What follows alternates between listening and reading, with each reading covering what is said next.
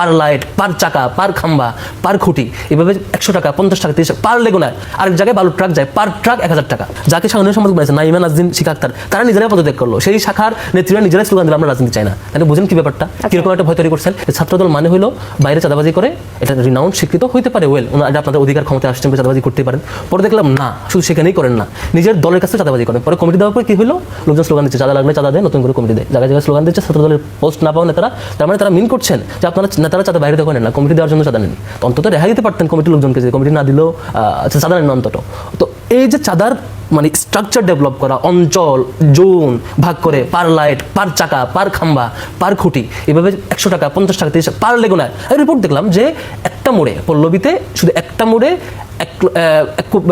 80 লক্ষ টাকা তোলা হয় পার ডে, মানে পার লেগুনা। এই মোড় যত লেগুনা ক্রস করবে 300 টাকা করে পার লেগুনা। আরেক জায়গায় বালুর ট্রাক যায়, পার ট্রাক 1000 টাকা। একটা ট্রাক এই যদি ক্রসই করে, বালুর ট্রাক বা হচ্ছে যে কোনো ট্রাক। আচ্ছা, আপনি আমার প্রশ্ন চলে আসেন। এই যে ক্যাম্পাসের যে পরিস্থিতি, আমরা তো চাঁদাবাজের কথাটা শুনলাম, নিশ্চয়ই তার কাছ থেকে শোনার চেষ্টা করবো যে পদ নেওয়ার পরে ফারহান আরিফ নিশ্চয়ই এটার উত্তর দিতে পারবেন। পদ নেওয়ার পরে আসলে এই ধরনের চাঁদাবাজি হচ্ছে কিনা এবং এটার উত্তর কি দিবেন সেই বিষয়টিতে আসবো। এস এম ফরহাদ, আপনি যদি বলেন যে কমিটি দেওয়ার বিরুদ্ধে শিক্ষার্থীদের এই অবস্থানকে, ছাত্র শিবিরের অবস্থানটা যদি আপনি একটু ব্যাখ্যা করেন, সাধারণ শিক্ষার্থীরা যে কমিটি চাচ্ছে না। জি, আমি সেটা বলছি যে ছাত্র দলের এই রাজনৈতিক যে স্ট্রাকচার, এটা শুধু সেখানে না, পৃথিবীর যে কোনো প্রান্তে এই রাজনীতি হোক, আমি এটার বিরুদ্ধে। আবার ছাত্র রাজনীতির যেই সুন্দর স্ট্যান্ডার্ড সব জায়গায় প্র্যাকটিস হয়, এটা আমি চাই। ছাত্রদলকে বলবো যে ছাত্রলীগের কারণে সব জায়গায় ছাত্র রাজনীতি সবাই ভয় পাইছে।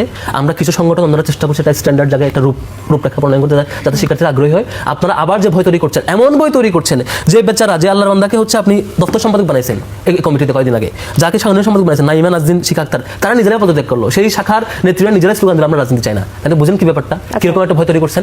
এরকম এই কালচারটা আমি যখন আমরা একটা সময় আসবে, হিস্ট্রিতে একটা টাইম আসবে সামনে ভবিষ্যতে, সেটা হচ্ছে সকল ছাত্র সংগঠন মিলে ছাত্রদলকে অভিযুক্ত করবে তোমাদের কারণে ছাত্র রাজনীতির বিরুদ্ধে একটা আজকে। আচ্ছা, আপনারা যেসব জায়গায় শিক্ষার্থীরা আপত্তি করছে সেখানে শিক্ষা প্রতিষ্ঠানে আপনারা কমিটি দিচ্ছেন না আপনাদের?